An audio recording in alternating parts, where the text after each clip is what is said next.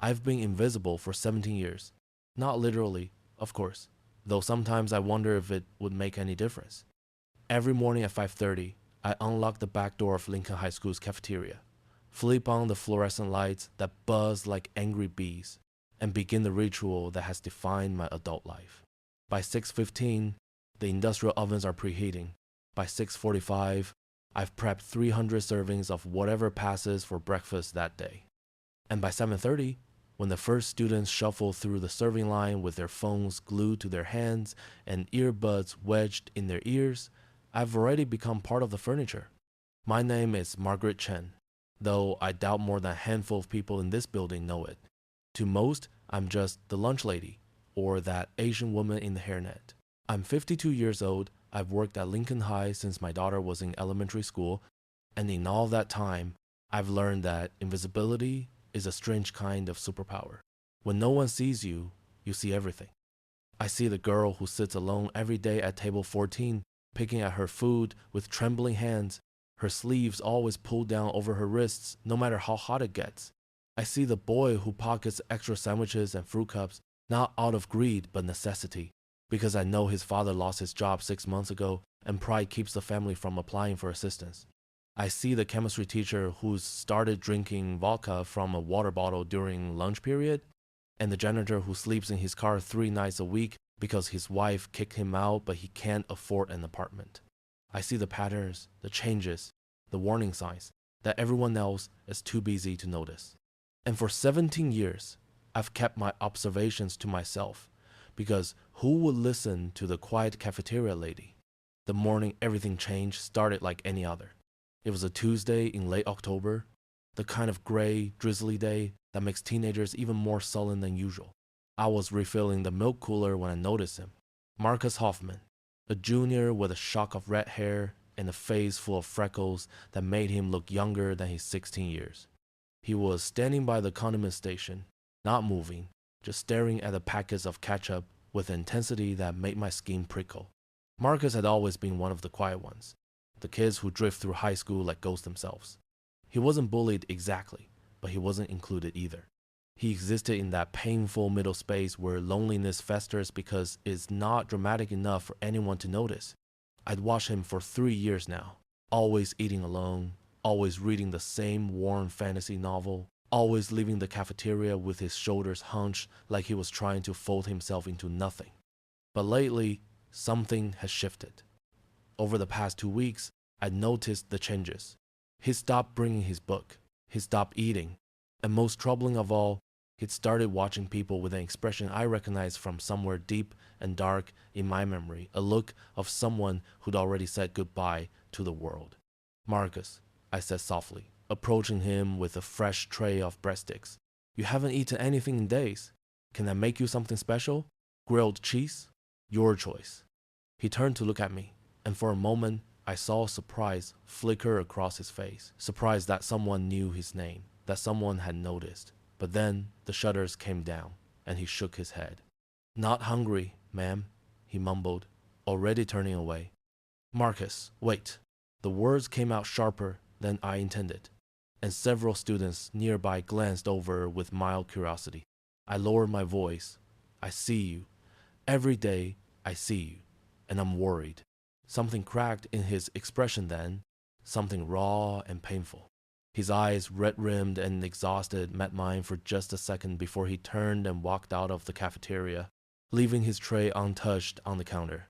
I should have followed him. I should have run to the principal's office right then.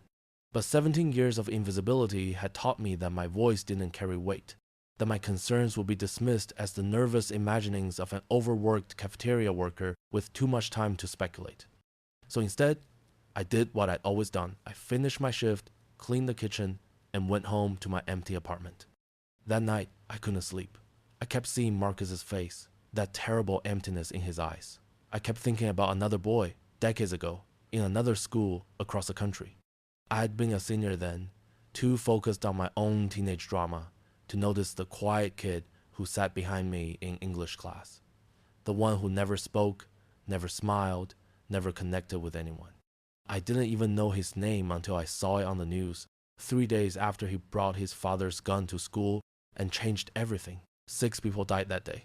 6 futures erased because a boy's pain had grown so large it swallowed his humanity. And because everyone around him, including me, had been too blind or too busy to see the warning signs. That was 34 years ago, but I've never forgotten. It's why I became a lunch lady, why I chose to work in schools. I thought maybe, in some small way, I could prevent another tragedy by being present, by paying attention, by seeing the invisible kids. But what good was seeing if no one would listen? At 3 in the morning, I got out of bed and opened my laptop. I started writing, and once I began, I couldn't stop. I wrote about Marcus, about the changes I'd observed, about the warning signs that were screaming so loud in my head I couldn't understand how everyone else was deaf to them.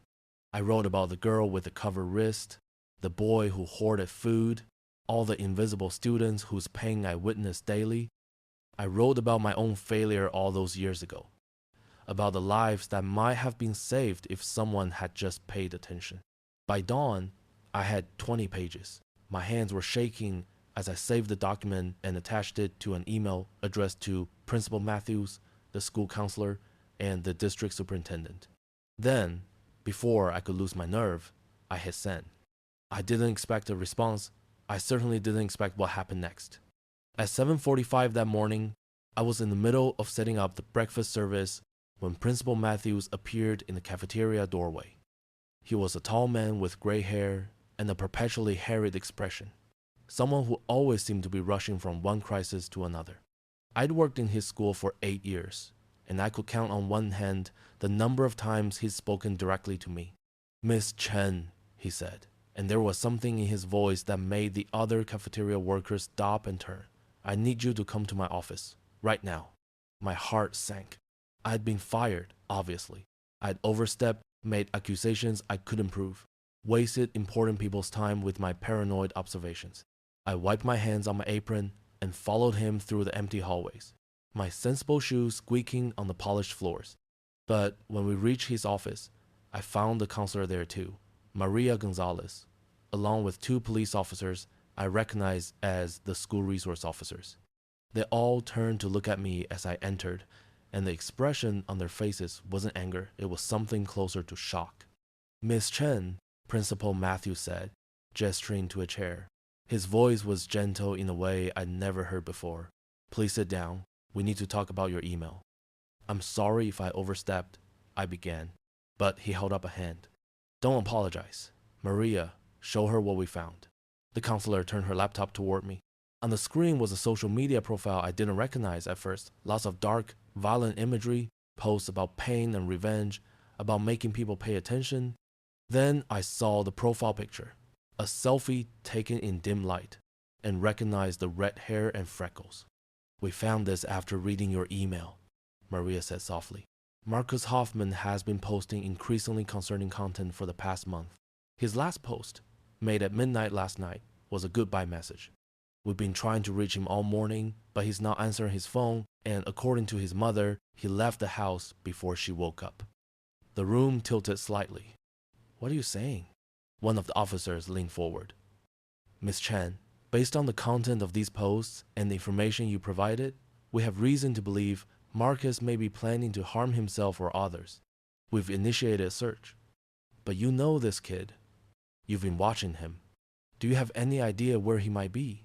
I closed my eyes, thinking back through weeks of observations, small details I logged without even realizing it.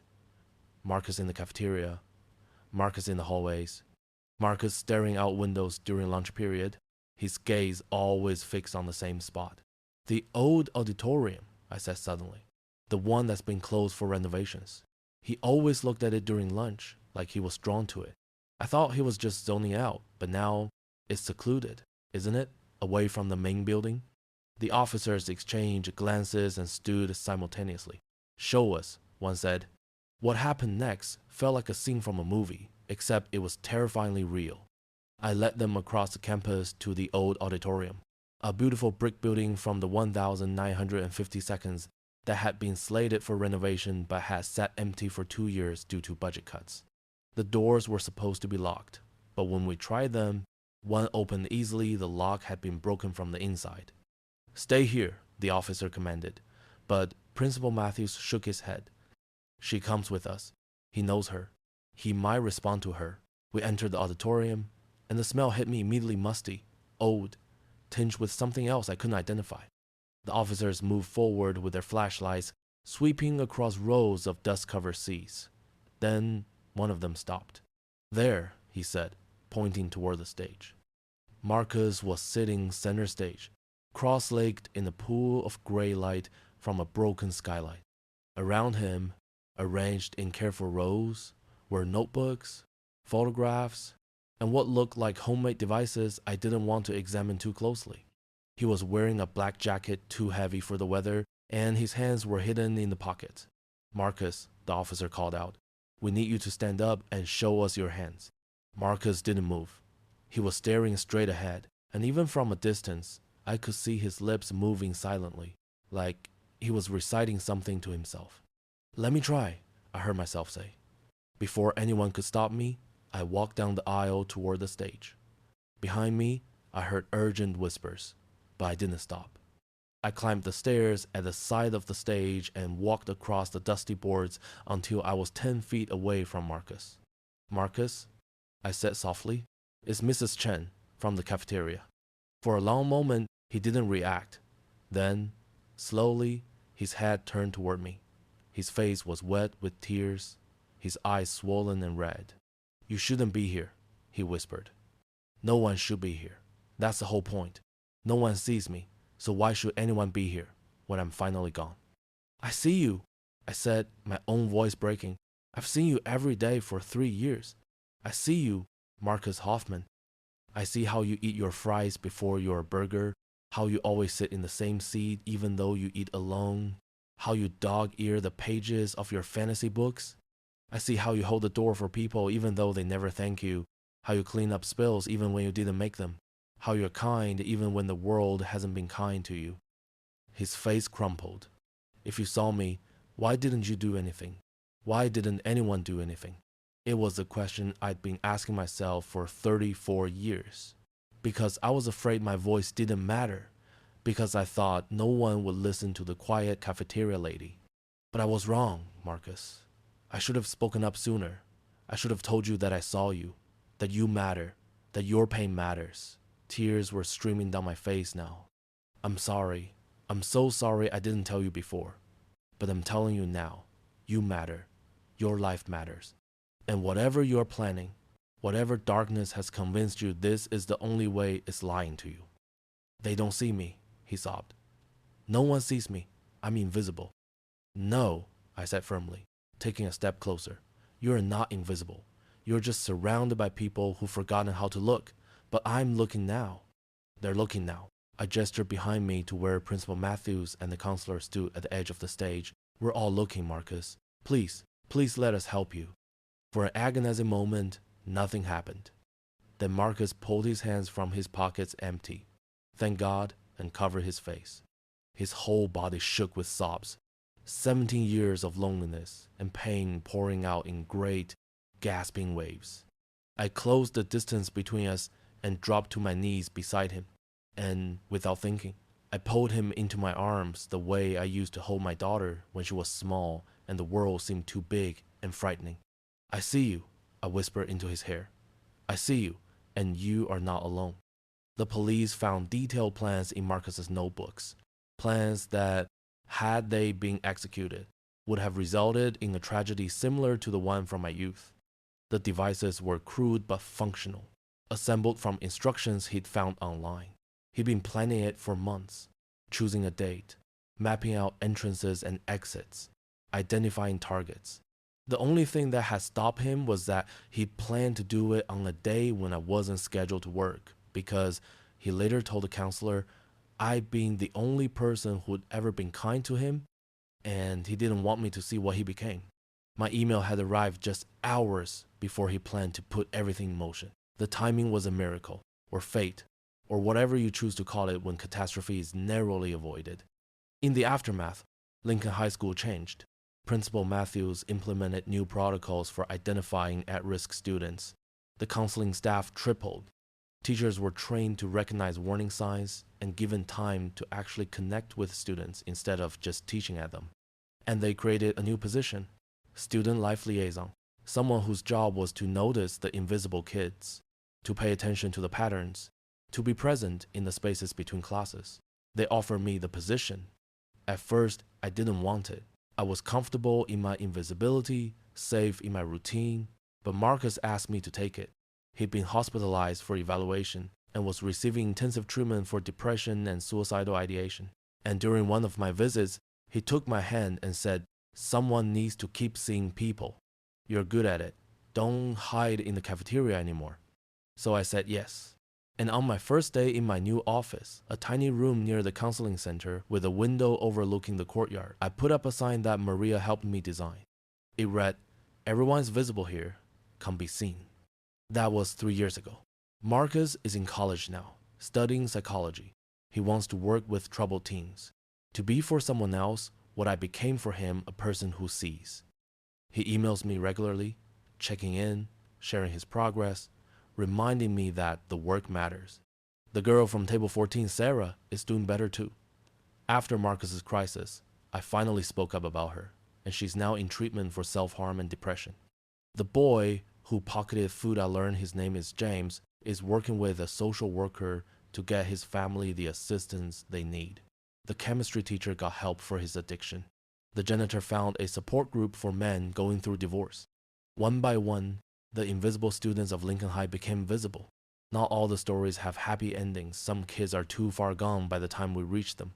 Some families too broken to heal. But we try. Every single day, we try. I'm not just the quiet cafeteria lady anymore. I have a title, an office, a voice that people actually listen to. But the truth is, nothing fundamental has changed about who I am or what I do. I still arrive early and pay attention. I still notice the kids who sit alone, the ones who drift through hallways like ghosts, the ones whose pain has grown too large for them to carry alone.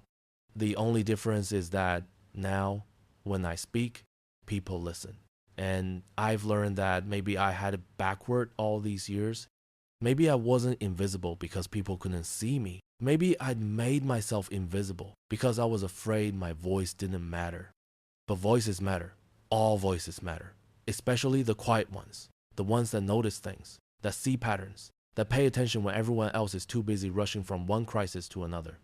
Last week, I was walking through the cafeteria during lunch. I still visit every day.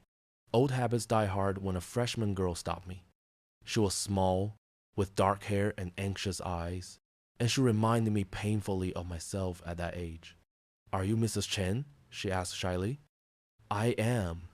I heard about you, about what you did, about Marcus." She twisted her hands together nervously. "I was wondering, do you think, could I come talk to you sometime? I mean, if you're not too busy. It's just, I don't really have anyone who sees me, and I thought maybe." I smiled and took her hand gently. "I'm never too busy. Come to my office anytime. Everyone is visible there." Her eyes filled with tears of relief, and I realized that this was why everything happened the way it did. The shooting from my youth, the decades of working in obscurity, the morning I found the courage to write that email, it all led to this moment, to this girl who needed someone to see her before she became another tragedy.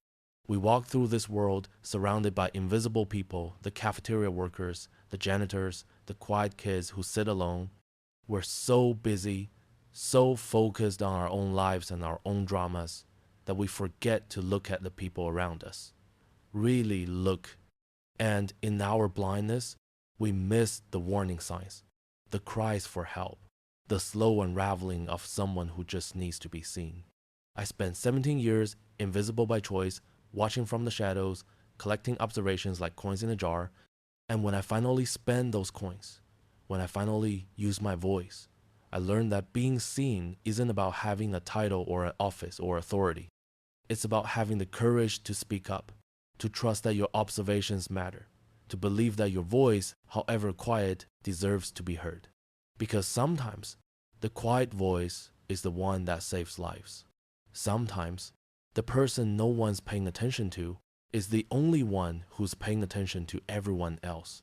And sometimes, all it takes to prevent a tragedy is one person willing to say, I see you. You matter. You are not invisible. My name is Margaret Chen. I'm 55 years old now. I used to be the quiet cafeteria lady at Lincoln High School, and for 17 years, no one listened to me. But when it mattered most, I found my voice. And that voice, along with Marcus Hoffman's life, and the lives of everyone he might have hurt, was saved not by grand gestures or heroic actions, but by something much simpler. I paid attention. I cared. I spoke up. And in the end, that made all the difference.